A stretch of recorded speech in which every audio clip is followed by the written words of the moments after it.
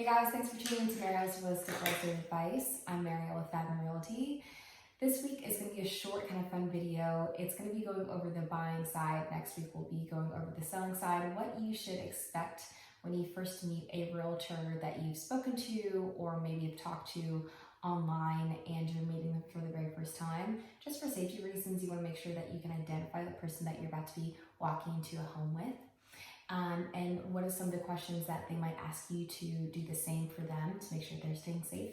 And some of the things that I bring to a buyer's appointment to make sure that it is productive and that they are able to get the most out of that appointment and to make a decision when we're done. Let's get started. So in today's society, it is so common to be looking at homes online, to have some inquiries and questions based on information that you just can't find, right? That's where realtors step in and help you get as much information on a property as possible. So you might have an inquiry, call on a premier agent from Zillow or Realtor.com, whichever, but you might start a conversation with a realtor.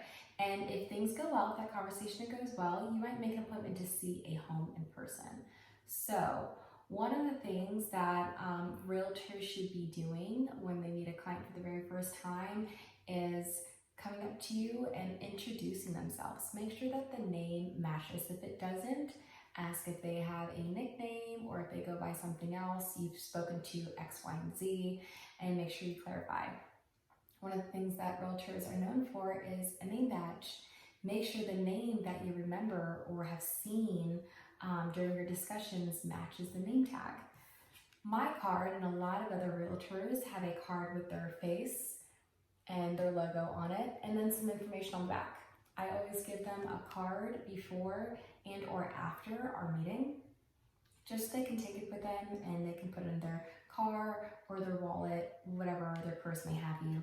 But that's also a great identifier to make sure that you're meeting the right person. Now, some questions that a realtor might ask you, they might ask for your full name or first and last legal name. Some realtors do run it through the system, make sure they're not meeting someone that might potentially hurt them.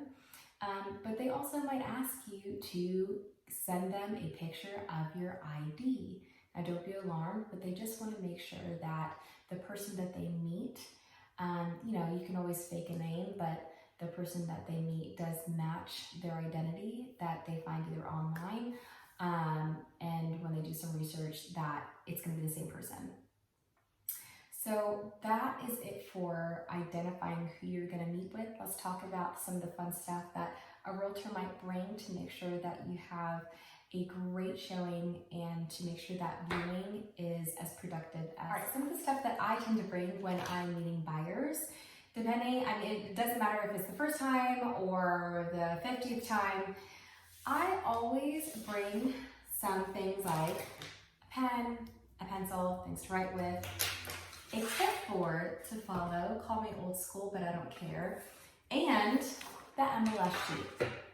This MLS sheet is going to give the realtor some great information about the property, what's around the property, how it's structured, the property taxes, a lot of important information. So they should be reading this and going through a seller's disclosure to point out any red flags that they see about the condition of the home that has been disclosed, and bring this with them. So I always have a copy for myself. I always review this, and just in case I don't remember something, I can always use this to answer some questions. And I always bring a copy, a briefed copy for my clients. So during the showing, I take some notes based on our discussions, what kind of feedback that they have me. I put that on my piece of paper and I save it in a file and it goes under my client's name. But also I do the same, and that's what the clipboard is for, so they can be taking some notes and writing down some feedback that they have about the house. And that just gives a great way to reflect back on the homes that you've seen and then being able to remember some things, because if you're seeing a bunch of homes, sometimes they can all be a blur. So that's extremely helpful. And then also some other things that I bring are measuring tape. Now, you should have room dimensions already on the MLS, but if not, that is helpful. I will use my laser measure just for room measurements, but this comes in handy when you have pieces of furniture that you want to make sure fit in specific rooms. So this does get used more than you think. And then a ball. So you might be thinking, why would you bring that? Sometimes if you're walking through a house and you feel some leveling going on that has changed from one side to another, sometimes you want to feel like you want to see how drastic it might be. Bringing this might help clarify if there is some dip in movement within the floors, just to see if maybe there might be some concerns about the foundation.